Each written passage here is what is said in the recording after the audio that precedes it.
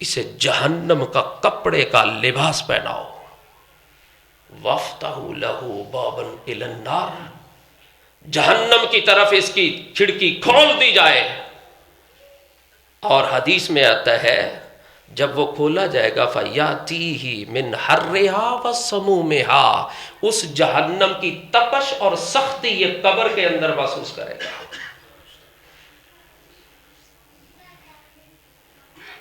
جس قبر سے ہمیں بہادر بنایا گیا، دلیر بنایا گیا، رب جانے تے پیر جانے، رب جانے تے حسین جانے، رب جانے تے جانے یا علی جانے یا حسین، ڈائیلاگ نہیں سنتے ہم۔ حدیث میں آتا ہے اگر اتنا آسان ہوتا تو حضرات گرامی سیدنا عثمان جیسی عظیم ہستی قبر کے عذاب سے نہ ڈرتی جن کو جنت کی بشارت دی گئی، سیدنا علی جیسی ہستی نہ گھبرانے والی ہوتی جنہیں جنت کی بشارت دی گئی،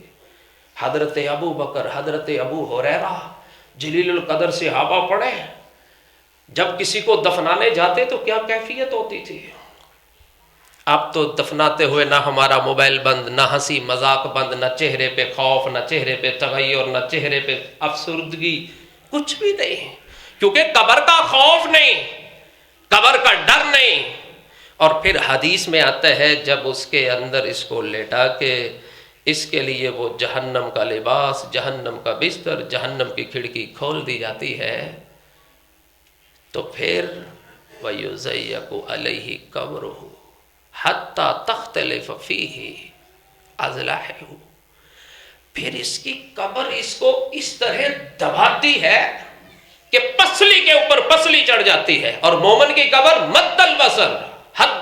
جہاں تک انسان کی نگاہ پڑتی ہے وہاں تک میرا رب اسے کھول دیتا ہے، اور یہاں اس قبر کو حکم